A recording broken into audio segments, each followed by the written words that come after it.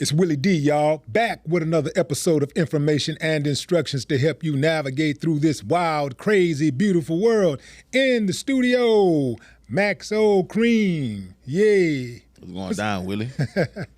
Finally, man, finally. We've been talking about sitting down for a while. It's been years, actually. Yeah, but like a little bit, probably like a year and some change. Nah, it's been longer than that. Longer than that? Yeah. But you've been busy. Nah, for sure. You've been extremely busy. I didn't know that you was doing all the stuff that you was doing, man. Like, I'm talking about public stuff. I ain't supposed to know about your private stuff. Right. Publicly, I ain't know that you was that active. Gotta stay Damn. active, man. Rap hustling, everything hustling, you feel me? Life of hustle. Yeah. So keep at it. Yeah. How many albums you got out now? On Apple Music, 8. In real life, I'm going to say like 11. Because I remember like when I first started rapping, I was dropping on I was pressing up CDs before the DSPs came. But on DSPs, for sure, I'm going to say 8. Yeah, 8. Mm-hmm. And you got the new one right now. Right. OYN. Yes, sir. OYN. Tell them what that stands for. Old young nigga. Original young nigga. Original youth navigator. You know I what couldn't I'm say saying? it because my pastor be watching. Oh, okay. No, I'm just kidding. No, but seriously, like, that's very befitting of you, man, because you come across like that. You come across like that youngster, man, that's been here before. Right, you know? right. And that has more knowledge than most guys your age. True. Yeah, but it wasn't always like that as far as the way that you led, right? Did you, like, right now, like when we think of Maxo Kream, you know, you think of Maxo Kream as a leader among men, right? For sure. But has it always been like that when you were little? I mean, it always been like that just because I was raised by older cats. And then, like, by the time my little brother them started getting to age and jumping off the porch, I had to guide them. I was always a year or 2 years older than them. Okay. So I done seen it, done it before they, you know what I'm saying? So they always listen to me. But I'm the second oldest, cousins, brothers, all that. All my homies, like, I always been the oldest. I always been, like, the leader, you know what I'm saying? Yeah. So it been like that for a minute. But I feel like OYN, it just fit me because I'm 36 now, you know what I'm saying? Mm-hmm. I'm older, you know what I'm saying? I'm definitely a man. I'm not a young nigga no more, but I've been there. And I feel like, we was all young niggas or young black cats, whatever you want to call it. I know you pastor watching, you know young what I'm black saying? Man, young black man, young Negroes, you know what I'm saying?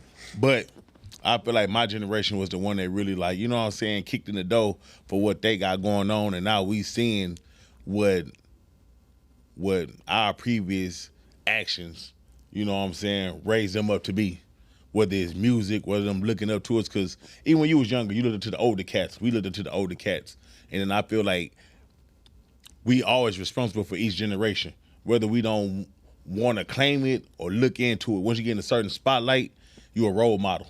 Whether you want to accept it or not, you know what I'm saying? So I feel like this album was good to let them know, like, look, everything y'all done did, we done did too. But for every cause, there's an effect. You know what I'm saying? For every action, it's a reaction. And one thing about us, I feel like we knew that. You know what I'm saying? Like my generation. But did you know that when you first started jumping off the porch? When you first jumped off the porch, 14, 15 years old, did you have that sense of awareness? Yeah, because I feel like my generation, it was more like, okay, like, there's a lot going on, pistol play, violence, but we was still here. And I knew if I talked down on Lil Joe from Herm Clark, and then we go to that party, or Lil said from A-Leaf or whatever, you say whatever, you had to see him. Mm. You had to address that.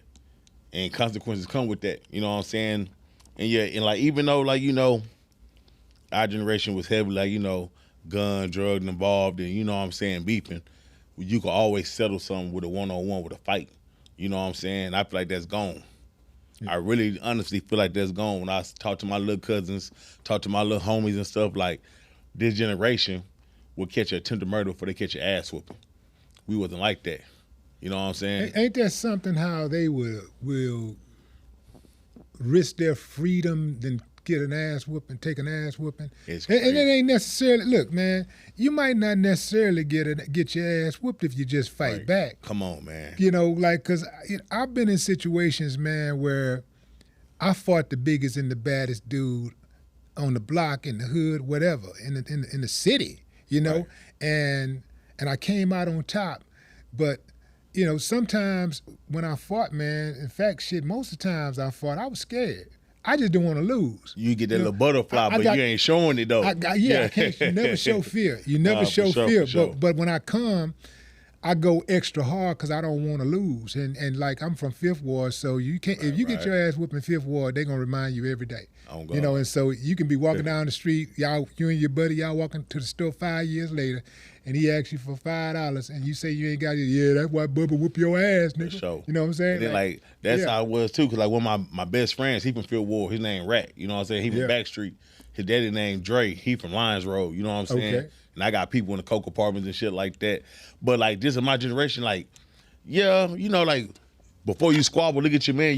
You get the butterflies, man. We used to love that all day. We slap boxing. Yeah. All day we got the gloves in the car. Like my generation, like. We used to love that though, you know what I'm saying? Like some of the beef wasn't even really beef. We just feel like, you know what I'm saying? Okay, somebody, okay, they got their partners, we got our partners. We gonna go over there. You gonna look at him, you look at him. And if anybody else jump in, we can line it up. But don't gotta go past her. Everybody got a pistol. Ain't about put it out no pistol. You ain't trying to kill nobody, nothing. You trying to get understanding. Boys, testosterone, being men. You know what I'm saying? I feel like that aspect of it is gone.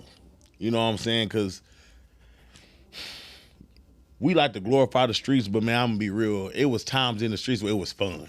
Certain things was fun. You know what I'm saying? Like going to different parties, doing just different shit in the streets. And I feel like nowadays they took that away. You can't even go have fun, go to a party. It's getting shot up or this and that, or people on the internet and everybody hiding behind the internet, and everything is so internety now that.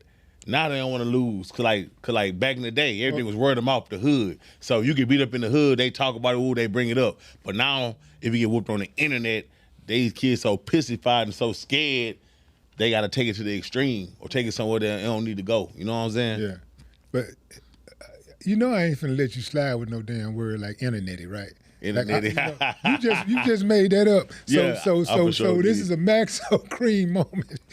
That's the cool thing about being a rapper. And you know, if you say that long enough, you know, people will start saying it. If you keep saying internety and watch other people start saying it. Nah, for sure. I'm gonna have them clip this. It's gonna be a clip, a new word, internet. Internety. That's what it is. You know what I'm saying? You gotta think like.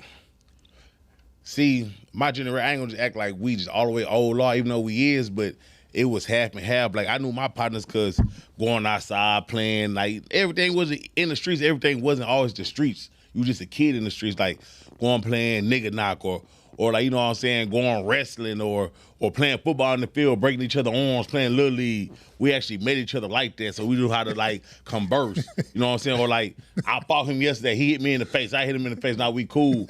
Now it's like if like a dude meet a female on the internet, you know what I'm saying? They gonna see each other, they not conversating, they in their phones, sit on side of each other being awkward. Like you know what I'm saying? Like these niggas don't know how to get no pussy no more.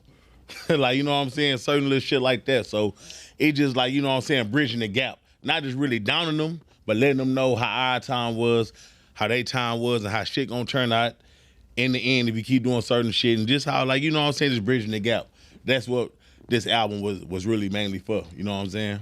When do you think, can you pinpoint the moment where you started seeing that you had a responsibility, or at least feeling that you had a responsibility to tell both sides? Because oftentimes, you know, when we as rappers, we talk about the streets, we only talk about one side, and it comes off like it's a glorification. Right. That other side is, you know, that's consequences. So you can talk about the chopper in the trunk, but you're also going to tell them about the consequences of having that chopper in the trunk. So can you pinpoint the moment? Was there an event in your life or something that happened where made you say, you know what, man, I got to start presenting the whole picture? Right. I'd say probably when I was 11 years old and the feds kicked out the door and grabbed my daddy for the first time. Like, you know what I'm saying? I don't really understand what's going on. I kind of knew what was going on because, like, we all sleep in the floor. We all in my mama and daddy room. I'm on this side on the floor, sleep. My little brother on this side. My two siblings in the bed with my parents. And we just heard a boom and running up run up the stairs, get on the floor, woo, woo, woo. You know what I'm saying? Can't grab my dad, my little sister ain't knocked over her crib, stuff like that. And like this is around the same time as September 11th. So me being so young, I'm thinking that it's Osama bin Laden coming to run a plane into our house or some shit like that. Yeah. But I'm not like, you know what I'm saying, registering like, nah, they coming from my daddy. So then I had to start asking questions because my dad hid a lot of shit from us. You know what I'm saying? Like, why was this going on? Why was this going on? So then that was my first, like, experience. And then even before that, like when my dad got shot, you know what I'm saying? I had to be like in the 3rd grade. Yeah, I was going to Hicks Elementary off Beach Nut. I was in the 3rd grade, and I used to always ask him, like, what happened to your hand? You know, my daddy Nigerian, so he pushed education. He never pushed the streets on us. He'd be like, I broke my hand. Mind your business. Go read your book. You know what I'm saying? With just certain shit like that. You know what I'm saying? So me listening to my mom and them on the phone, 3-way, you know, when your mama and grandma and them, it's called grown folk business. I don't think kids understand how to start a grown folk business nowadays. But back in the day, when grown folks talking, you would eavesdrop a little bit. So I started picking up a little bit. Like, okay, this was going on. This is why this is going on. And certain stuff like that. And then just like get my ass whooped by my mama. You know what I'm saying? That showed me back in the day cause and effect, and like for everything you do, you know what I'm saying, it's repercussions. And speaking of your mom being the disciplinary, so your dad was there the whole time? Were you growing up? Yeah. And by the way, you know, my condolences, you know, to your father. You know, I know that y'all was super tight. So if she was the one, typically it's the father who is, you know, the disciplinary, right? Oh, nah, he did too. But okay, he did too, for sure. But you specifically pointed out getting your ass whooped by your mama, not your daddy. Did your mama administer more ass whooping? So was it more brutal? It wasn't that. It was like, you know what I'm saying, having that father figure, having that loud tone of voice, that real African stump down voice. Some of the stuff that we played with my mama, we didn't even play with around him. And like it was a threat, like a good enough threat to be like, I'm gonna tell your daddy. So how did you? What I'm trying to understand is that I know that you was beyond mischievous growing up that time. So how did you reconcile going out into the public and going to school and being a wrecking ball, and then having a daddy at home, a Nigerian daddy that you know that don't take no mess? Right. You know. A lot of it went through my mama, and sometimes she'll hold it down, not tell, but if it's too severe, then she gotta let my daddy know. Right. And then I just ask myself the same thing, like, why I'm so bad and I know how this man is? You know what I'm saying? I just like, I don't know. I ain't really look at it like I was a bad kid till I got older and got my own kids. And I don't know, I was bad as hell, you know what I'm saying? Like that. But man, my partners, my homies, like, you know what I'm saying, we was all on the same thing. Our parents was pretty much all the same, you know, like that. But like it was for sure like that manly fear of my daddy. Mm-hmm. And we had fear of my mama too, but you know, that's your mama. Your mama more loving, you know what I'm saying, this and that, even though she put the belt on you, that's still your mama. So I always had like that loving kind heart to my mama, and like when my daddy's always scored being stumped down, especially me being junior, you know? Mm-hmm. But to take you back to like when I was 11, you know what I'm saying? Like that's when it really started, like when they grabbed him. Cause now he gone, you know what I'm saying? So not saying that the structure gone, but like that love, fear of, nah, my daddy not gonna approve of that, it's kind of gone. You know what I'm saying? My older brother, he was already doing 8 years in TDC. Then they can't grab my daddy for that little bit. So that little transition, I went from a boy to a man. From like Little League, Chuck E. Cheese, to like gang banging and serving fiends. You feel me? Did you feel any type of obligation to help out financially? At that time, yeah, no. It was more like, so the obligation to help out financially was like to get me right. Cause like my daddy was a scammer. So like all that money coming in wasn't no more Jordans. It wasn't no more this. It wasn't no more that. You know what I'm saying? And like shit started getting slim. And we had to move back to A-Leaf. And I'm just peeping certain patterns. So I'm like, man, shit, I got to get it how I live right now for me.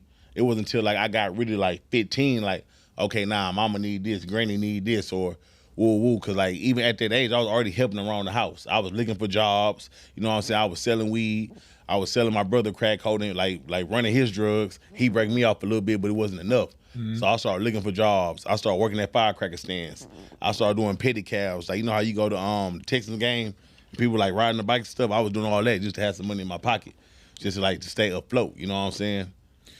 So when your dad was taken away, is there a male figure that you're looking at now and you're saying, like, I want to be like this guy, or was there a guy that you just really respected and that you didn't want to let down? Who it seemed like to me, you having that type of old spirit and being so precautious, it seemed like to me that you would it seemed like to me that you would have some type of thing in you that would make you want to like do better, and it seemed like somebody put tap you on the shoulder, pull your coattail. Was there a person, a teacher, a coach, or somebody? I ain't really get nobody like that till like my daddy came back home, and like I was in like the 11th grade. You know what I'm saying? But like in between that time, I was trying to figure out who I was. You know what I'm saying? I look up to this person. I'm getting into it with older cats, trying to be like them, because I was always tall, but I was young. You know, I was pumpkin. So they think I'm their age, but I'm not. So I'm fighting them, this and that, you know what I'm saying?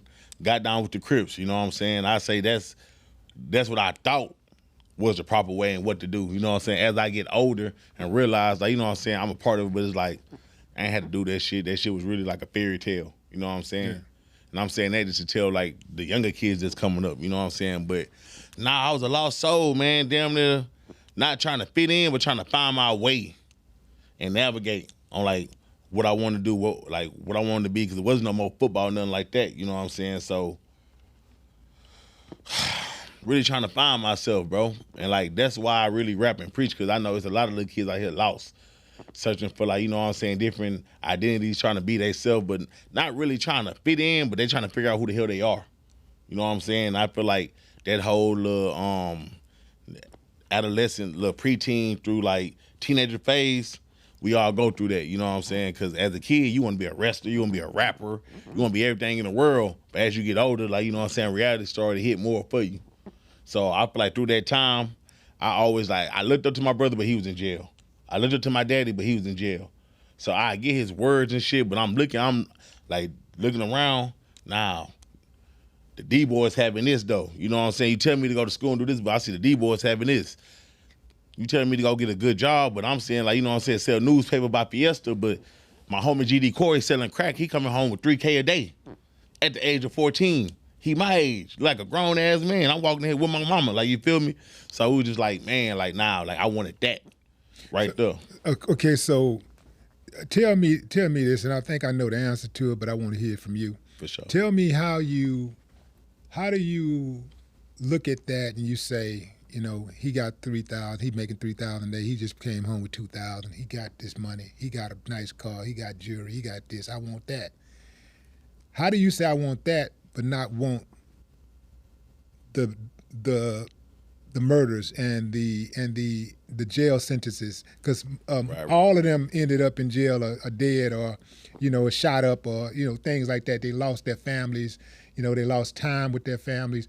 How do you say I want this, and you see that, all of right. that, and you say, and you know this is happening over here, but you cancel this part out, you cancel the bad part out because of, you know, the trappings.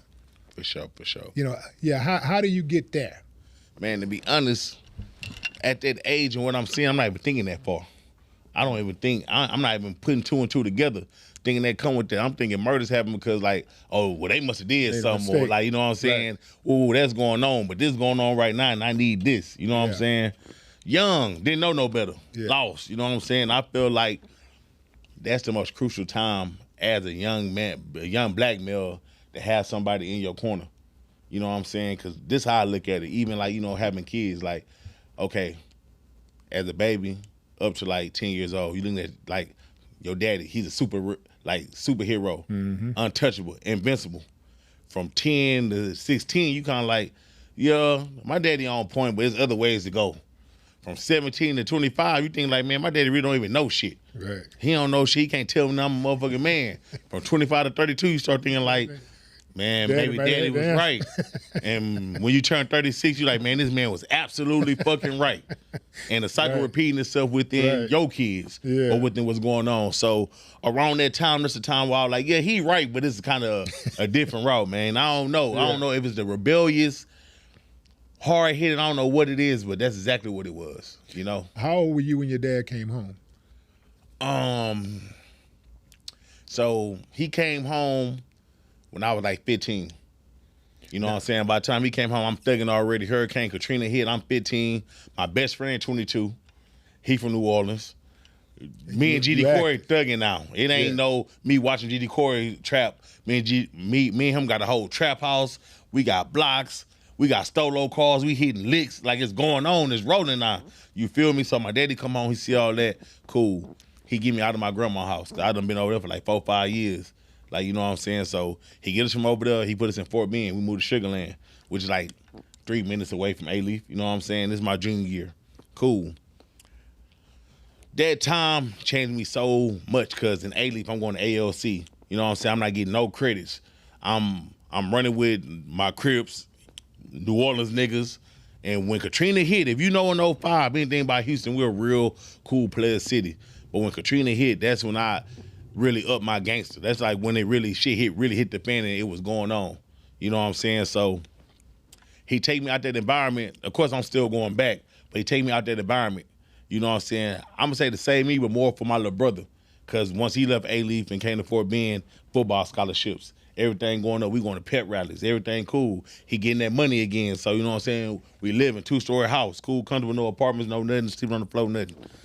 My senior year, when I finally get my grades up, I'm thinking about college. Guess what happened? Feds kicked the door again. But this time I'm 17, and we got the same name. So it ain't no, I'm sleeping on the floor and the police put us in one room while they searched. They got me in handcuffs too. Really being assholes trying to figure out which one is Emmett Quanabiosa senior and which one is junior. So now I'm experiencing from another different, like, you know what I'm saying, light. They coming up, you know, I love shoes. I always had to be clean, you know what I'm saying? So at this time, I'm working my own job, saving up for my shoes. They come and take the money.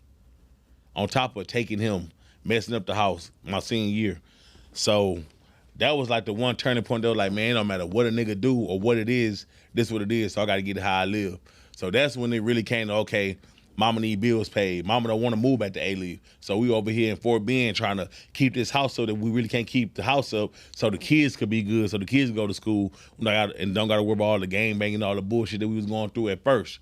You know what I'm saying? Then my big brother come home. So now he in the house and me and him fighting, going back and forth. You know what I'm saying? Civil rivalry. And plus, like, he went to jail at 18.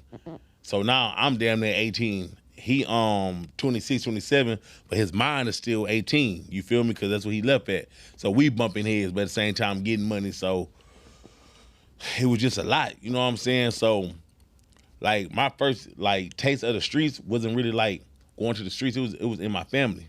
Like, you got to think, my daddy been shot twice. My older brother been shot in the face. My younger brother that we really moved out for to make sure that him and the rest of my siblings was good, he was shot and murdered. You feel me? So, like, a lot of it's not like, you know what I'm saying, I went out there finding it. It was just like what was going on in my immediate family.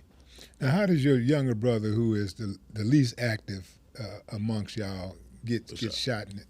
And I ain't going to say the least. I mean, as far as, like, he was active. He was for sure active. You know what I'm saying? It got later on. But, like, that happened while I was successful. You know what I'm saying? He was in L.A., trying to grab some pounds of weed, you know what I'm saying, this and that. He was trying to save his money. He didn't want to get no hotel room, get no rental car, nothing to handle his business. He just out there. He's still in the same spot where he got served at and tried to sprint out and catch the flight. Somebody tried to rob him. He wasn't going. He got killed. You know what I'm saying? And that was crazy because that was the first time he went to Cali without me. I was telling him, I'm like, man, I ain't going this trip. I got this and that going. Then you not trying to get no hotel room. You ain't trying to get no rental car. Everybody putting in. Then, you know what I'm saying? It ain't worth it for me. Now, when that happens, are you thinking to yourself, like, you know, I'm Maxo Kream, you know, everybody know what it is. You know what it is. And you killed my brother. You know, there's got to be consequences for that.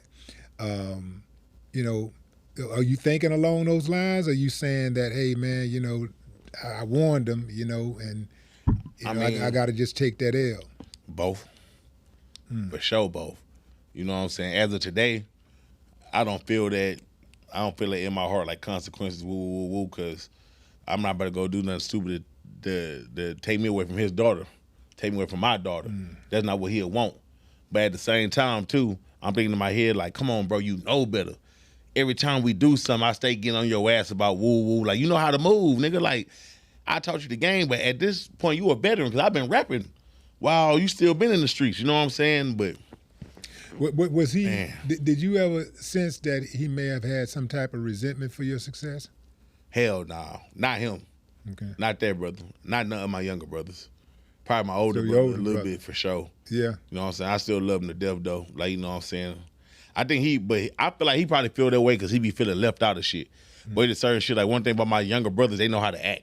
Like, you know what I'm saying? They act with the most, they was active with was like trapping, getting this money. They ain't out here really trying to beef with niggas. Like, that's what I did. Beef with niggas, rob niggas, take niggas down, woo. That's what Maxo did. Like, none of my siblings that's under me, they don't gang bang.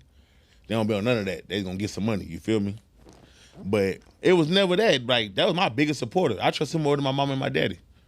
I feel like, you know what I'm saying, my mom and my daddy is still take from me, and he won't. You know what I'm saying? That was like really like my angel, like my shadow.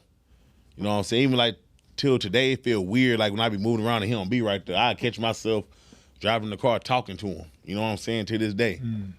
So something like that. But like as far as all my siblings, like all my younger siblings, man, they go over hill for me. You know what I'm saying? Because I'm big bro, and I showed them a positive way. My older brother, he just feel like he showed me the streets, showed me the game, and I rap about the streets, rap about his life, rap about the life that he showed me. You know what I'm saying? Even some of the shit I rap about be him, because he older. Like, I ain't gonna say he the ultimate gangster, but he had it way more struggle and had to do way more than we did. You feel me? My older brother. Yeah, and by you being so transparent with your rapping, and you know what you say, even when when you have interviews and you're having conversations, just general conversation, you're very transparent. Do your brother sometimes hear what you're saying in your music and come to you and say, "Hey, man, you talking about me and it ain't went like that," or he was offended by something that you said? My older brother, nah. Not my older brother or my older cousin, because a lot of my stories is like around them. It be mostly, I gotta go back to like, you know how black folk, how we do, you know what I'm saying? It be my mama or like my daddy, but they support me. They don't be like it's cap. They be like, I'm telling the business too much. You know what I'm saying? You know, one thing about black folk, we got one rule, don't tell your business. So like when I first came out rapping, I was rapping about generic street shit. You know what I'm saying? But when I got into real storytelling about my family and being vulnerable, that's when the money came. That's when I started charting. That's when my album started coming out. You know what I'm saying? Like really like vulnerable. For sure. Yeah. And I had to explain it to my mama. And then she didn't want to hear it till the money started coming in. Yeah. And I started showing her. You know what I'm saying? The money started coming in and like started showing my daddy. You know what I'm saying? Like, so well, I got it. Well, what about this story? You ain't told that story about me yet. Yeah. So like, or like she had asked me about something. She like, Punkin, why you talking about me being a booster and your daddy being a scammer? Then my little baby sister be like, he not lying. Yeah. My older cousin, they just got out of prison doing 17 years. Well, shit, he ain't lying. He ain't lying. Like all my cousins, the kids and siblings, they all feel me. The adults just be like, come on, you know, like they just trying to protect their face. But I'm like, man, you know, I feel that too, but this what made me, and this what made us. You know what I'm saying? And like, just like it's my story, it's y'all story too. You feel me? So to give or take, you know what I'm saying? You know how that shit go. Yeah. Yeah. I got locked up and my mama and my sisters and brothers, they all got my little stash. Oh, yeah. So you ever got locked up and your family took your stash? For sure, but it be more like my mama. Like, when she take it, I ain't tripping. Yeah. Because my mama the type, she'll tell you not to sell no weed in the house or whatever. She'll get your dope, hold it from you. And then when you ask it for it, she'll be like, all right, just give me $200 then, nigga. Ooh, you get your shit back. Stop doing it. But it be an ongoing thing. But my mama, it be funny because she be like, don't serve out the house. Don't sell no dope in the house. But then when rent come ask for that money. So me and my little brother Madu be like, man, even my older brother, like, well, mama, you don't want us doing all this, but you ask me for the money. to the point where, like, you know, inside my songs, I always say I got kicked out the house. I didn't get kicked out the house. My mama ran me off, man. Ain't no way in hell you gonna ask for this money, mama. You know, I'm on probation. You asking for money, I gotta pay probation, help you with the rent, put money on my brother books, put money on my daddy books, and I can't sell this damn dope. So I left the house early to go get me a trap. She was calling me to come back. Ooh, but I had to send her like $500 a week, something like that, just to keep on the feet, you know what I'm saying? But I had to get that money, you know what I'm saying? And I feel like she realized that, but at the same time, because my daddy, so like how I told you, my senior year, they can't keep the dough. So my whole thing was like, look, for my daddy, I got to go to school. I got to go to college.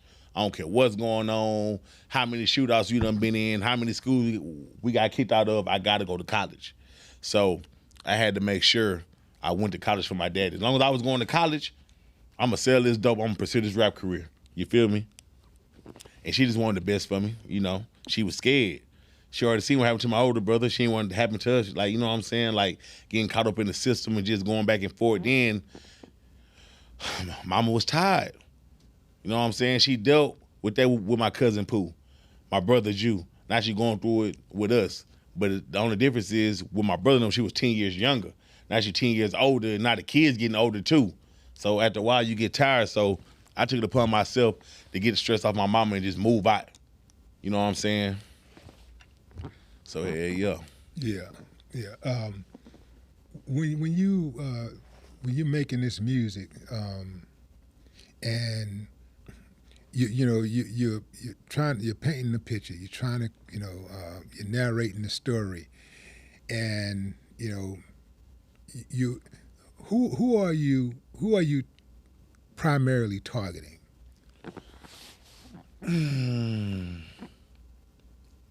The crazy part is, when I really got into like the storytelling phase of my music, I wasn't really targeting nobody.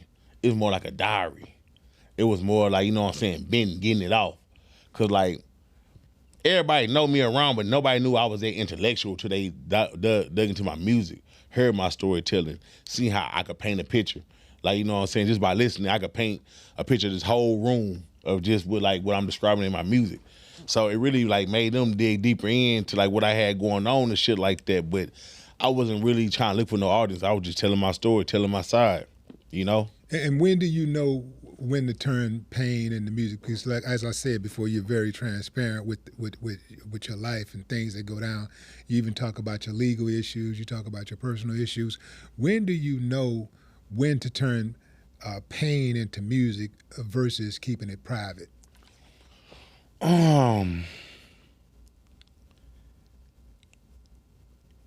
Those songs are like, whenever I dive into like those kind of songs, it'd always be like late night in the trap, where like all the custos slowing down, you know what I'm saying? A lot of my partners is pimps, so they sitting around my trap buying weed off me, waiting to go pick up their girls and shit like that. Well, I just get real high and just start reflecting on life. Like, you know what I'm saying? Okay, I'm 20 years old, got this and that, got a whole crew, got a boatload of money. What's next though? You know what I'm saying? Like, what's next for me? So it's always when like it's late at night and I'm high, those feelings and those thoughts come out and I just start writing, you know what I'm saying? Mm-hmm. So hell yeah, like that's really like the only time I had time to make that kind of music, because I could sit down with my thoughts, you know what I'm saying? So late nights in the trap. And then like when I start putting it out, that started going for me more. And then the crazy thing is, it brought black fans, street fans, white fans, paralegals, everybody, because everybody got insecurities. You know what I'm saying? And that's one thing people don't really bring out. Like, just in case, all right, you know two partners, they got into it before, right? One partner be like, man, he don't do this, he don't do that, he don't do this for me, he ain't looking out. But that partner would never say, man, I ain't gonna lie, I'm just a jealous, envious ass, bitch ass nigga. He won't say that. You know what I'm saying? So it's kind of like that. Like, you know what I'm saying? Not saying I'm a bitch ass nigga, but I'm gonna go and talk about shit that other people scared to talk about. You know what I'm saying? And then that's what really made me more relatable, because everybody got problems. You know what I'm saying? Like, it might be a problem that like me and you dealing with today, that it might stress us out, but we get past it. You know what I'm saying? But it might be a rich kid, parents billionaires. He got 3 Lambos, everything in the world, and that same problem make him commit suicide. So you never know how one thing affects somebody. But one thing you do know, one thing is affecting everybody, and everybody could relate to it.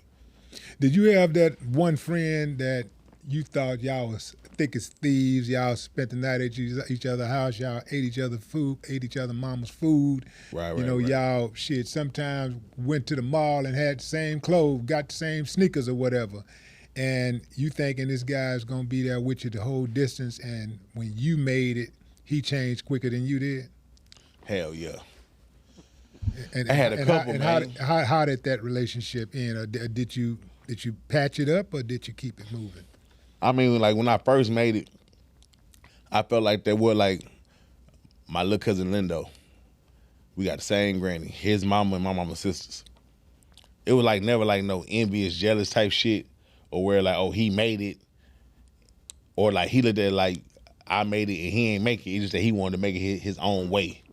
So he'd just go against the grain. I tell him, man, come to the studio. We got this going on. Whoa. I got South by Southwest. I'm going to the Rock Nation brunch. I got this going, like, you know what I'm saying? I'm performing at Astroworld Travis Scott. But he just go his own way. So I don't know what it was, like he was fighting or like, you know what I'm saying? But he just go his own way. And that's who helped build this with me. You know what I'm saying? I had a homie, little Ant. He been with me, you know what I'm saying? Then I made it. Come find out he was stealing from me, stealing from my brother, taking our clothes. So we say in Cali, he taking our clothes around too. And remind you, I'm big into fashion. So I got Beta Day putties that I paid $700 for that's worth $3,500. I got Jordans that I camped out, paid $200 for. They go for $6,000. And he taking this shit from us, stealing it, punning it just to get money and shit like that. You feel me? How did he get access to it? He was my assistant.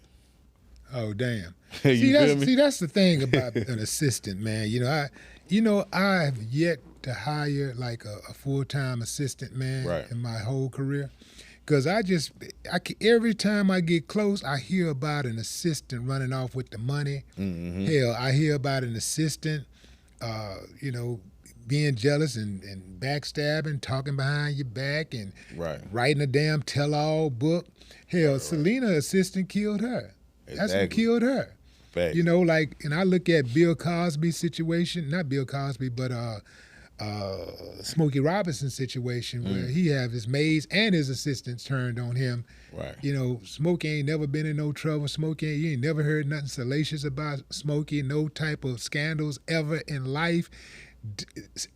Damn near 8 decades in the music industry, and here come some people last year talking about Smokey did this, Smokey did that. Right. So that assistant thing scares me because you gotta give them access. They gotta know what your favorite foods are. They gotta know what your likes and dislikes are. They gotta know what your favorite restaurant is, and they gotta know what who you don't rock with, and all this type of stuff. They gotta know that stuff.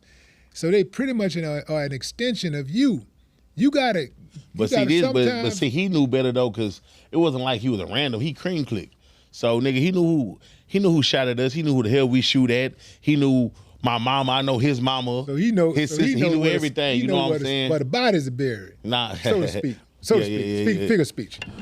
Not no bodies are buried, but nigga, he know like some shit. Yeah. He been down since day one. So you know what I'm saying? I was more fucked up, but I done had some good assistants like my last one, my homie Lloyd, which he's not assistant no more. He my road manager. You know what I'm saying? Because he didn't want to be a rapper. He didn't want to be none of that. He just wanted to be a manager. So, I gave him game. You know what I'm saying? Plus, I told him, like, look, you could assist me for right now, but I know you got kids, bro. This is not going to pay you forever. So you need to get some game off this.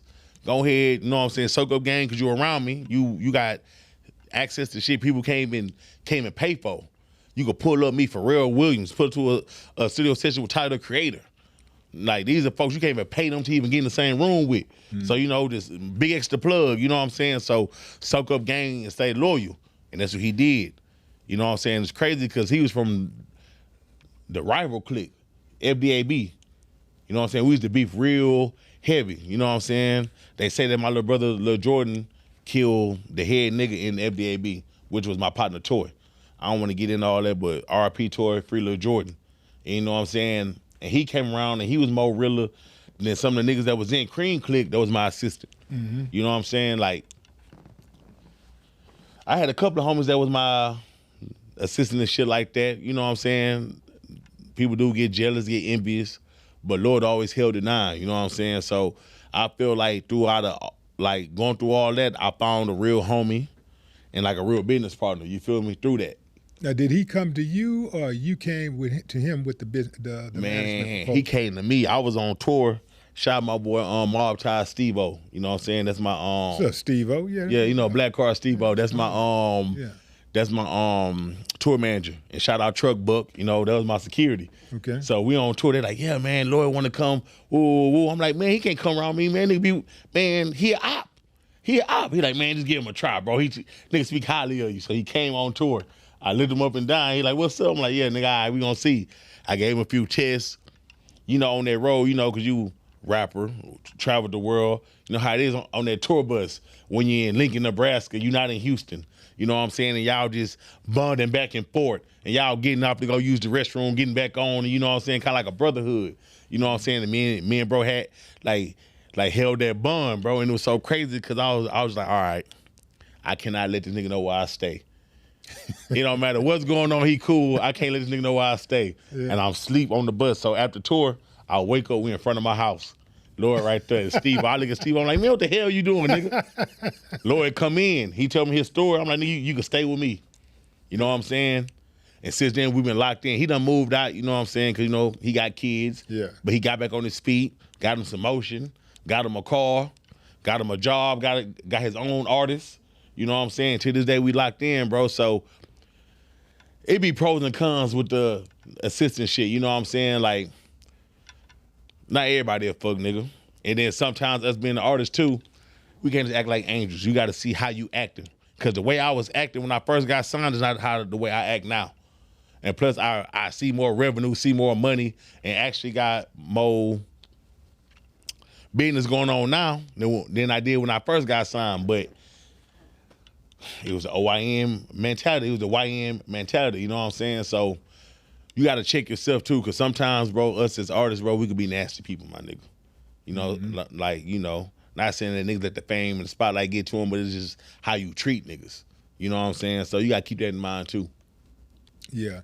Sometimes that's difficult to do when everybody's telling you how great you are and you're reading about yourself in the newspapers. These days, you read about yourself online. Right.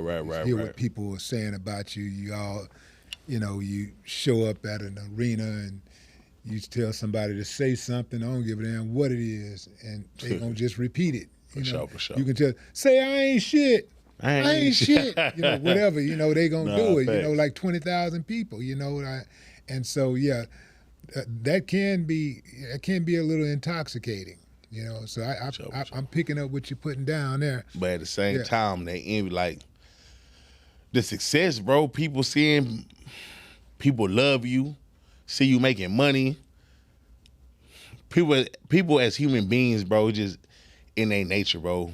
Envious, jealous, happy, sad. It's them like a trait, you know what I'm saying? It's just crazy. These guys know how to roll with and keep moving.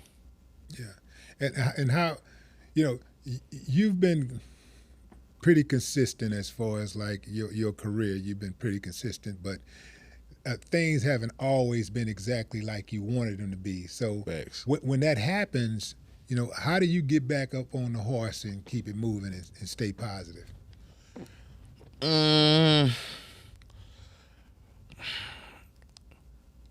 Whenever that come, or like whenever that time come, or whenever shit like that be happening, I just look at it like what I'm focused on. You know what I'm saying? Am I focused on the music, or am I focused on what's going on in the Houston streets? Am I focused on the booty club and what's cracking in the club and shit? Because one thing about being a Houston nigga, Houston's so live, you get caught up in this lifestyle, going out every night and acting like you just a regular local joker, which, you know, we all Houstonians, but at the same time, you can't forget who you are. You know, and like I said, like around COVID, once COVID hit, I was off the road for about 2 years, so I'm just hanging around the city, getting into shit. You might look up on YouTube, I'm fighting a nigga in the city, going to link up with niggas and having fights and shit because I'm letting what's important drift away. You know what I'm saying? I'm getting too comfortable. Like one thing I would say when I stayed in Cali, I was more focused on music. I'm doing red carpet events. I'm getting more placements on movie soundtracks. I'm getting scripts for Power, shit like that. Then I come to Houston, I kind of let that shit fade away. You know what I'm saying? I just turned to like a a fucking A-Leaf nigga, just to be honest. Like, then I started noticing that because, like, I come to Houston, they be like, oh, yeah, that's Kream Clip. Them niggas gonna fuck up the club. Or we gonna do something. That's what they saying in Houston. But I go to L.A., oh, Mr. Maxo Kream, New York. Mr. Maxo Kream. I go fucking do a tour in Australia. That's what fucked me up. I did a tour in Australia and it sold out. I'm like, I never even been on this side of the equator. These folks love me. They know me. I went and did Rolling Loud, but I did the one in Portugal. I'm like, wow. Like, you know what I'm saying? So sometimes dropping the album and going on tour make me bounce back into my reality and what's really meant for me. You know what I'm saying? Because whenever I drift off and that start happening, it's because I'm not focused. I got to be on my A game, you feel me? Can't get too comfortable. Having that same hunger I had when I didn't have it. Yeah, I've noticed that sometimes, you know, people can get caught up in the local culture, you know, like just it's too much emphasis on, you know, what's going on your block or on your side of town or, sure. You know, or in your city. And, yeah, that could be detrimental, man, to your health, you know, sure. Not just your career, but your health. Mm-hmm. You know, so did you make a conscious decision, like, before something bad happened, or you just was like looking at the trajectory of your life or your career and saying, you know what, when I'm in Houston, I'm not as productive as I am when I'm, you know, on the road? That's exactly what it was. But then I could just tell, like, I look like I got a studio in my house and I got a studio around the corner. You know what I'm saying? By Minute Maid. You know what I'm saying? So I look at when the last time I was in the studio. You know what I'm saying? Man, let's just be real. As a grown man, I don't give a damn you 17 or you 50. You know when you bullshitting. You know when you need to get on your shit. You know when you being too comfortable. You know what I'm saying? I could blame it on COVID. I could blame it on this and that.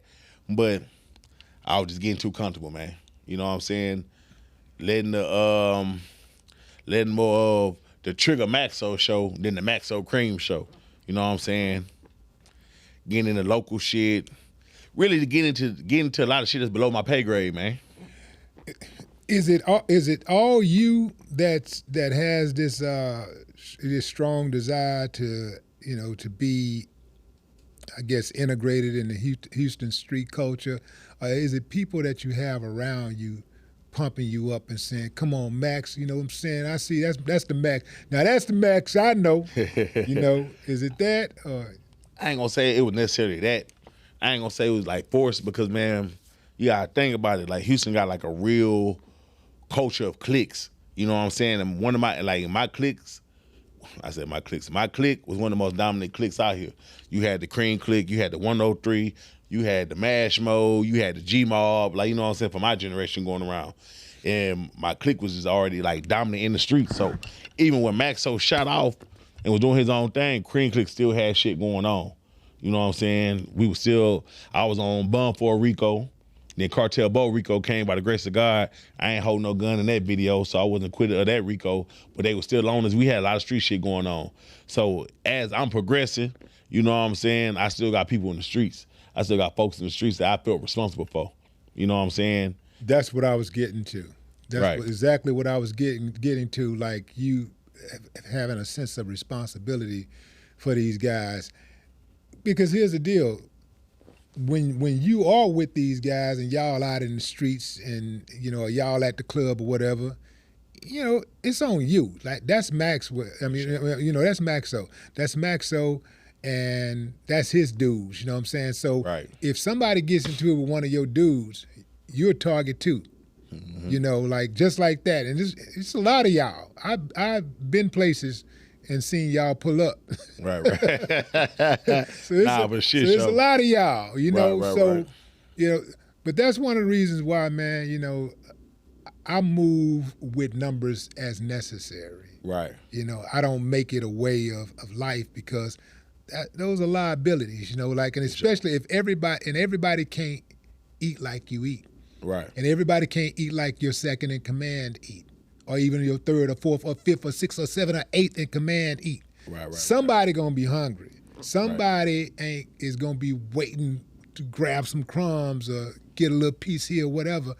And so you may have them. Y'all might be in hell in Miami at an awards show, and it's all love, and y'all might be back in one of them rooms where they keep the gifts at or something, and you know. somebody might just decide to just grab something, you know? Hell yeah. That was definitely Ant. Yeah. That's the one that was my assistant that was stealing. You know what I'm saying? But for like the most part, all my guys, like, you know what I'm saying, like, they had their own money. Like, if you go look at the Rico case, you know, everybody done beat it. You know what I'm saying? It's behind us, but we all had money. You know what I'm saying? And then, like, we go out of town, everybody knew how to act. It was accordingly. They like, man, we here for bro. Like, we move very militant. Because, like, since the beginning of my rap career, we moved like that. So in their head, they think, like, we ain't do all this shit just to come here and fuck it up. Right. You know what I'm saying? The most time we'll really have problems, South by Southwest. Because now, it's like, okay, everybody want to do music. Austin's only 2 hours away from Houston. Everybody could drive down there. You feel me? So we'll get into it with people like that, or maybe in the city. You feel me? But other than, like, anything else should be smooth, you know what I'm saying? But like you say, as times go on, people get older, they do start to happen. But even then, I had to cut my circle like to a goddamn dot. Like you said, I used to move around with 100 niggas. You know what I'm saying? But then was it gonna be 100 liabilities? I had to cut that down. That's right. To where, like, man, I started getting security. They started looking at me crazy. They're like, man, why you need security, man? You the one always whooping niggas and jumping on niggas. I'm like, yes, you right. I need security to protect myself from a lawsuit. So if something happened, they grab me or they, you know what I'm saying, restrain the situation.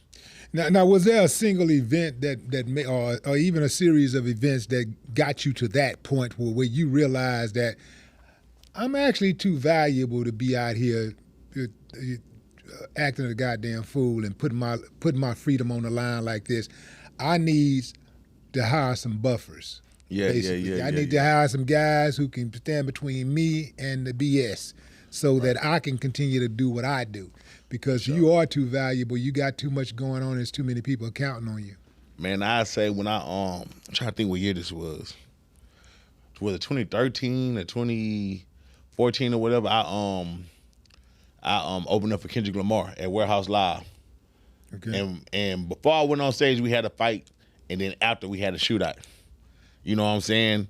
Remind you, I just sold 300 tickets. That's good for an opener.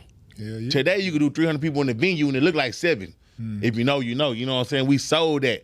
So I was like, yeah, man, this shit ain't adding up. Like, you know what I'm saying? Like, something got to give. But at the same time, my homies, they was there. Like, you know what I'm saying? Not even my homies. Us as a collective, because we had to respect. It'd be certain times we could come in, okay, yeah, we ain't doing this, or we get certain shit squashed. Or like we had a concert about to go down. If Maxo and the head nigga from that clique got to squabble real quick and get out the way, we get out the way. It'd be certain shit like that, you know what I'm saying? But that was on a local, you know what I'm saying? Like just on like a local level. As I got bigger, bands tripping. I got a lot of white fans, you know what I'm saying? I love my white fans, I love my black fans. He just said my black fans know how to greet us. Hey, look out, Maxo, what's going on, man? Appreciate everything you doing, brother. Woo, woo, woo. White fans, oh my God, woo. They come over, they jumping, they energetic, they grabbing you, they don't know how to take the picture and shit. That's when security came. More of like, not worried about nobody doing nothing to me, but like, man, I might trip out and do something to these folks. You know what I'm saying? But then that also came with a certain level of maturity, a certain level of professionalism. As I started doing more shows and shit started getting corporate. And I'm realizing, okay, I can't move like this. I'm not putting 1 million guns in my video no more because I want to do this shit with Coca-Cola. I want to do this shit with Nike. As a matter of fact, I had a shoe with Nike. I did that Air Max 95 for Houston with Nike. But when me and Cartel both shot the Hoover video, which had all the guns and led to the indictments in the RICO, I lost that. That was in 2017. That was why I was on bond for a RICO. And I really had to sit down with myself and like, bro, I got this lane. You know what I'm saying? Yeah, I come from this, but my ability to storytell and generate a fan base got me getting these corporate opportunities that if I don't get my shit together, it's going to bite me in the ass in the long run. You know what I'm saying? So even with shit like that, it was like, okay, let me start getting security. You know what I'm saying? Start getting right. And then it was to the point where like, I have an event, I try to get off-duty officers, and they don't want nothing to do with me. They're like, nah, man, like they neglecting it because they don't want to have their name attached to my shit. Mm-hmm. So it was just all about, you know what I'm saying, navigating and really figuring this shit out. How did you figure out which management to go with? Because you got access to Jay-Z, Roc Nation. Why you didn't go with Rock Nation, and why'd you choose your buddy over Rock Nation? I mean, shout out Toby, you know what I'm saying? That's my little cousin because he been there since day one. He was there when I was getting paid $700 for a show in New York, but the all-around travel for us to get there was $1,700. You know what I'm saying? Step on the floor with me. Toby. Hell yeah, Toby Stump Down. Okay. You know what I'm saying? He managed me, one of Leo. Okay. He worked with A$AP Rocky. He worked with Kanye right now. You know what I'm saying? So I always stuck with that. But Jay-Z did reach out. Jay-Z had reached out to who all he hit up to get in touch with me? He hit up the old man. He hit up Mike Dean, you know what I'm saying, to get up with me for management. You know, I did it for a little bit, but I just felt like the situation that I had with my team was just better for me. Mm-hmm. Yeah. You know, and Jay-Z a real one. He paid for my brother's funeral. You know what I'm saying? So shout out Hov. I don't got nothing bad to say about Hov. To this day, I still text Hov, get advice. You know what I'm saying? Certain things. And Hov be seeing shit too. I remember when I had a fight, like in 2020, it went viral. Hov hit me. He like, man, boy, your ass quick on your feet. You know what I'm saying? But shit. Who was that you was fighting? Rizzo. Rizzo. Yeah, Sauce Factory, TSL. Okay. You know what I'm saying? Shout out Rizzo. Yeah. You know what I'm saying? Like I said, we had that squabble, put that shit behind us. Yeah. Now we go to the gym together. You feel me? Be working out together and shit like that. But yeah, you know what I'm saying? Ho seen that. He coming on that. And he also give me advice on just how to move certain shit, like how to spend my money, when to spend it. You know, not too much in depth, but just like little tips that I'm always, you know what I'm saying, take heed and just remember. Yeah. Like, I think I told you not too long ago, like, I remind you, like, when I met you at Astroworld, you was telling me about crypto. Mm-hmm. Everything, like I was moving fast. We had girls, everything, woo-woo, and you stopped me. And I took the time to listen. Yeah. Because I heard about it, but I wasn't all the way into it. You know what I'm saying? So then, like, 6 months later, heard about it again. Then the NFT shit started coming out, and I got into it, but I got into it a different way. I didn't really put my money into the NFTs and shit like that because I didn't want to lose money. But what I did was got it with MoonPay. And since I had a brand, a persona brand that did clothing, I had marijuana. The processing company? All that, yeah, hell yeah. Yeah. So I did like a little program with them for June 27th. So when I did a drop, I ended up getting money because I'm promoting they shit too. So not only when you buy the shirt, you get a NFT gift shirt too. You know what I'm saying? I ended up making 6 figures out of that. So, you know what I'm saying? Appreciate the knowledge on that and shit like that. Yeah, absolutely. Man, what was I want to ask you about? I want to ask you about, what was that? It was, man, I lost my train of thought. All right, hold on. You asked about management, Rock Nation, and why did I go with my people instead of staying with Rock Nation? Yeah. Oh, I wanted to ask you about, okay, so let's go back to your album that's out right now. It's out now, right? Yeah, uh-huh. Okay. OYN, okay? So is that something that, you know, you came up with yourself or somebody called you that and you said, let me run with that for my album name? Oh, shit, man. They always call me that. Yeah. All my homies, all my little bros, everybody say I'm OYN. Yeah. You know what I'm saying? But I feel like, I mean, I see why they said I get it, but I feel like I still got like that youthfulness in me. You know what I'm saying? Like, look at Future 42. He swear to God he 21. But not really swear to God he 21 with an age, but just in his spirit. Yeah. Another person, Tyler the Creator, he 36, I'm 36, you know what I'm saying? But he still got the youthfulness in him. Like, he like to go hiking, ride bikes, collect comics, and do all the shit he did as a kid. You know what I'm saying? Man, y'all. First of all, 36 ain't shit, bro. You know, like I'm about to be 60, bro. Like I'm literally 60 this year. Okay, congratulations. So, congratulations. Thank you, man. That's a blessing, man. But 36 is like, you know, y'all. We pretty much took the hit for y'all to get for people to get over the hump of rappers being old at 36. Right, you know, because right. we got rappers now, like these guys in my generation who are putting out albums today, like rappers now. Right. You know, when we were in our 20s, people were like, yeah, 30, that's old for a rapper. You know, they used to try to say that was old. And so now 36, to me, at least to me, 36 is young to me. Like I'm looking at shit, if you think you old, you want to, you know, like, hey, okay, we'll try this 59 out for, you know what I'm saying? Right. 36 is very, very young to me. For sure. And so if I were you, you know, I definitely wouldn't have any trepidation about continuing to do what I do because you do it well. And look, McDonald's shit is older than you. Right. You know, McDonald's is McDonald's is the number one burger restaurant in the game.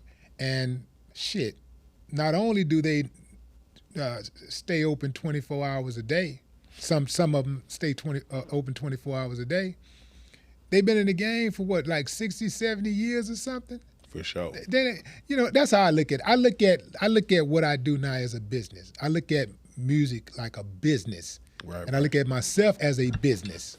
You know, like, you know, your boy said, you know, Jay-Z said, I'm a businessman. You know what I'm saying? Like, I look at it as a business. So if I'm a business, if my brand, I got a brand and it's a business, then how do I monetize and how do I maximize the returns on it? I don't take off for a whole damn 3 months. It's a business, it's a brand. You don't take off, I need a break. No, man, you know, you take your foot off the gas when you reach your destination. And if you in this game, ain't no destination. Nah, you just driving. You know what I mean? Nah, facts. So look, this is how we look at it. You know what I'm saying? 36 is young. It is young. But you know what I'm saying? To the young kids, like, I think I always been older than my little brother and them. So even when I was 21, they was 19, they're like, damn, you old. Yeah. Damn, you old. You know what I'm saying? It's not necessarily old. Right. But you know what I'm saying? As far as being a YN at 36, that is old. That's how I look at it look at it like that too. And then just to be real, like, in the rap game, it switched. Like, you got some of the most successful rappers in their 40s. Future, Freddie Gibbs, Benny the Butcher, Maxo Kream, Danny Brown, and then all the good rappers in their 30s. Even if you want to try to talk about young rappers, G Herbo, 30, Dirk, 32, Playboy Cardi, he 39. Like, you know what I'm saying? Lil Uzi, 31. Like, I feel like nowadays a rapper don't hit their prime until they in their 30s. Right now. You know what I'm saying? Like, we got younger rappers that's in their 20s that's going crazy. You know what I'm saying? Like, you got Young Boy. You still got the Trippie Reds. You got Key Glock. He like 28, 29. But for the majority of the rap game right now, we gonna look at the charts, everybody in their 30s. Like 30s to 40s, you feel me? That's how I feel. I think a lot of that also is just that, like, I think rappers have opened up to, I think they've opened their business minds. And I think that having that business mindset keeps you young. It keeps you going. It keeps you moving, like, and because you're constantly, like, looking at opportunities. Right. You keep your options open.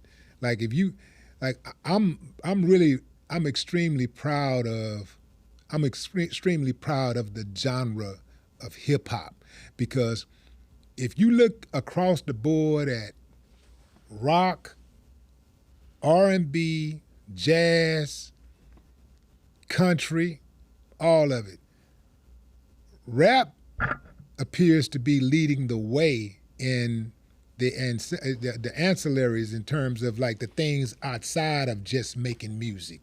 We own real estate empires. For sure. You know, we got major stock in different companies, like tech companies and clothing, and you know, it's not uncommon for rappers to own multi-million-dollar businesses outside of the music. And I think we do that better than anybody out there.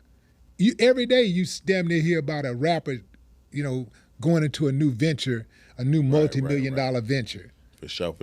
Yeah, so, you know, I know that the rap gang, you know, get a lot of, you know, hate and it do, but at the same time, it pivot.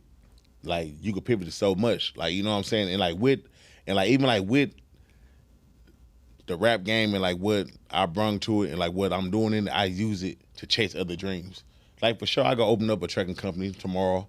I can go buy this, buy that, but like with that, I started chasing another dream to be a rap CEO. I signed Cartel Bo. He going crazy. Boom. I didn't want to just have merch. I got a clothing brand, Persona. We done did collabs with goddamn Don C. That's Virgil right hand man. He designed for Louis. We done did collabs with Desto Dub, you know what I'm saying? And that's generating as much money as the music right now, you know? And then next, I'm doing the Persona Wrestling. You know what I'm saying? I'm getting my own wrestling company together because I love wrestling. And then Booker T just hired me, like 6 months ago to do my first wrestling event. And I peeped the game to see how it was, just like throwing the show. So, you're right. You know what I'm saying? I feel like hip-hop artists are some of the best entrepreneurs you ever seen. From Master P to Rick Ross to goddamn Birdman to Yo Gotti. You know what I'm saying? Diddy and Birdman, and guess what they got? They OYNs. Mm-hmm. You know what I'm saying? Diddy, all right, he got all that shit going on, whatever. But at the end of the day, whenever you see him making his moves with his business, he jumping, live, dancing, pushing his business. Mm-hmm. Birdman is the ultimate OYN, and plus one of the best music execs that we ever seen ever. You know what I'm saying? For real, for real. So I agree with it. I agree. Yeah. So what's the ultimate goal for Maxo Kream? You know, you've been in the game. Well, you debuted when? It had to be a good 15 years ago. I'd say 2012, 2011. But I'd say like my first real debut was like 2013. Yeah. For sure. So is there a thing that you want to be the cherry on the top that you thinking, where you saying to yourself, like, when I do this, shit, is game over? Like, that's my legacy is gonna be absolutely sealed in concrete. It ain't no way possible anybody gonna be able to deny what I brought to the table. And when I say that, I'm thinking not just how you benefit, but how your kids benefit and the generations after that. Man, just setting up everything Persona, like the whole Persona media. You know what I'm saying? Like the whole Persona world. I got Persona Money Global, that's with Warner Brothers.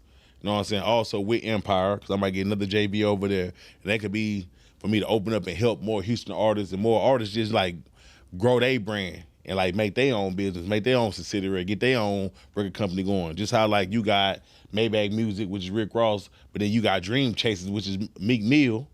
You know what I'm saying? And then when you see Meek Mill, yeah, you think about Maybach Music, but you also think about Dream Chasers. Like he's his own boss. You know what I'm saying? On top of that, all right, cool, the clothing line. You know what I'm saying? I want my brand to be between FUBU and Supreme. You know what I'm saying? FUBU just because I'm a black man doing it. You know what I'm saying? And plus a little bit of Sean John and a little bit of Rockaware, because we all know those is not merch brands. Those is real clothing brands. You know what I'm saying? Man, make some damn jeans that a black man with a package and ass can put on, man. And that's what I do. I don't do no more skinny, ain't none of that. Everything baggy. Everything baggy, man. They be making these damn clothes, man. Like, okay, so where my ass gonna go? Okay? Right. So where my, excuse my French and pardon my vernacular, but where my dick gonna go? Like, for sure. Where is it gonna go? For sure. You know what? I gotta get you a package up here, man. I gotta get you a Persona package. But you gonna see like everything that I do with the clothing is like inspired from like 1999 to 2006. Because that was the time when I was actual YN. That's when I was 14, 15. Nowadays, the nigga be 23 and they call themselves a YN. No, you're a fucking grown man. A YN, like these niggas jumping off in the streets at 25, 23. Nigga, we were 13, 12 years old. Like, nigga, I already jumped off the porch at 13. And I felt late because my cousin was 11 years old, hitting licks, selling dope. Like, you feel me? So, yeah, but that's, anyways, everything I do is based around that time. You know what I'm saying? So you got some jeans already? I got these jeans on right here. These my Persona shorts. These ain't no Daisy Dukes. You know what I'm saying? Coochie cutting nothing like that, man. Enough for your package and everything you want to pack in it, very smooth, cool, Yeah, I need that's man. You go to the damn store, man. I'm in the damn dressing room. I can't even get them past my knees, man. They all man. Don't ride to my mirrors, man. Them skinny jeans and mirrors. But the skinny jeans did come in for a little bit, but man, we off that shit, man. Man, look, bro, like I'm like, damn, man. Go to the damn store, man. I went to a department store, about a month ago, man. That's why I don't even like going to the store, man. Right. I don't even like going shopping, man. I go to the damn department store, and I say, excuse me, where's the men's department? Right. You're in it, sir. Right. I'm looking around, man. These damn shirts look like blouses, man. I'm looking like where crop tops. Yeah, man. I'm shit. like, man, y'all tripping, man. Y'all tripping. So yeah, we need these type. We need urban designers. Nah, for shit show. You gotta check me out. I'm gonna put you down too. But plus, we also gotta push men, masculine men again, bro. It be a lot of sissified ass, pussy ass shit, bro. And I feel like with like what's going on with the media and everything, bro, they trying to demasculate the black man and just strip us away from just everything, bro. Slowly, like I can really say that. Like back when I was a kid, my daddy, you say certain little shit, I'd be like, man, I don't know what he talking about. You know, we just going with the trend. We think it's going on. But as you get to up age, you starting to see certain shit like, nah, this don't go that way. Even like, I'll put on the TV for like my daughter or something. I'll put on Miss Rachel, Blippy or something like that. But it YouTube, you know, it be having shows queued up behind the show. So it be another show come on, and I'm looking, and it's a kid that got two dads. And I stop. I'm talking to my daughter. I'm like, what the hell is going on? Ooh, but I gotta let her know like that's not how it's supposed to be. That's not how it's supposed to go. I feel like they trying to push that agenda on people, not trying to make it acceptable for everybody. You know what I'm saying? Cause like I don't have no problem with no gay person. No, like, you know, I don't give a fuck what you is. You could be what you want to be, because, you know what I'm saying, I'm not God. Only God could judge. But at the same time, we shouldn't force that on our kids, because I feel like if you forcing that on our kids, you forcing sexuality. Because you can't bring up gay straight without sex. Because that's what it is. What makes somebody gay? Having sex with the same what? And I feel like they pushing that on the kids and shit like that, and they just don't want black men to be black men, bro. Yeah. Well, black men got to say so about that. You know what I'm saying? Nah, for sure. At the end of the day, you know, black men got a choice. You right. know? But I get what you're saying, you know, because there is an agenda. And so we know what it is. We ain't got to, we don't have to belabor it. We know what it is, you know. There you go. But we also know what Maxo Kream is, you know, one hard motherfucker. You know what I'm saying? Man, what's his name? Who was that had that song, Too Hard Motherfucker? It was Cube. I think it was, who had this song? We Too Hard Motherfucker. I think it was Cube. With the Lynch Mob? Was that on Lynch Mob? I can't remember exactly who said, but I remember that was a hot song. Anyway, man, so so the album is out. The tour is coming when? The tour, I'm still getting all the dates together, but we should be locked in by, I want to say like late October. And plus it fall over into February. From February, fall into March to where we go to the UK. So you trying to start in Houston or end in Houston? For Houston, I want to do something special. I want to have like an actual, so for my Houston show, I want to have an actual wrestling match. You know what I'm saying? And then that's going to be the premiere of my wrestling company, my wrestling promotion. Okay. You know what I'm saying? So yeah, with the Houston show, I want to venture into that because I done did everything. Like, so a wrestling match and a performance? Yeah, for sure. Yeah. For shit show. Okay. You gonna get in the ring? Yeah. You gonna get in the ring? I got in the ring last time with RWO with Booker T. Shout out Booker T too, man. Yeah. Booker Salute. T. What's up, Booker T? You know what I'm saying? Yeah. Legend. But yeah, hell yeah, I'm active. I be in the gym every day. Yeah. Really 6 times a day, like not 6 times a day, 6 times a week.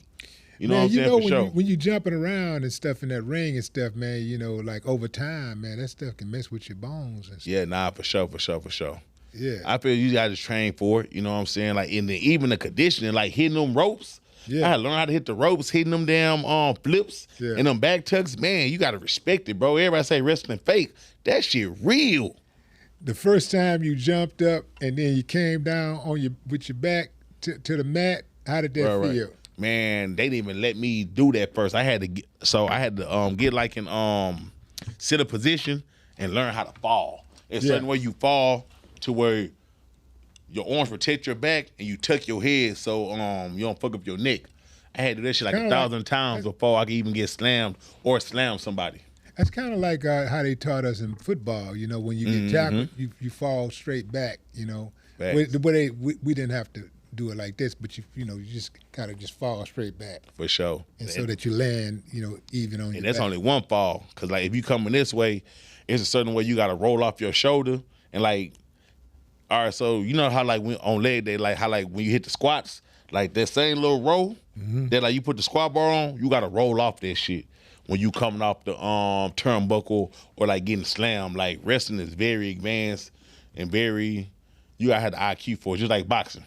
Just like, you know what I'm saying, if you going in there and you peeping, every time you throw your one, he bring his right hand down. You gonna switch it up to keep catching him, you feel me? Same thing with wrestling, man. You gotta respect it. Yeah. For sure. Yeah. Any last words?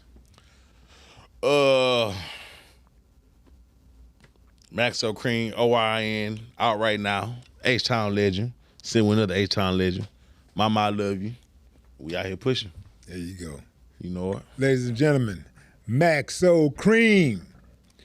No more talk.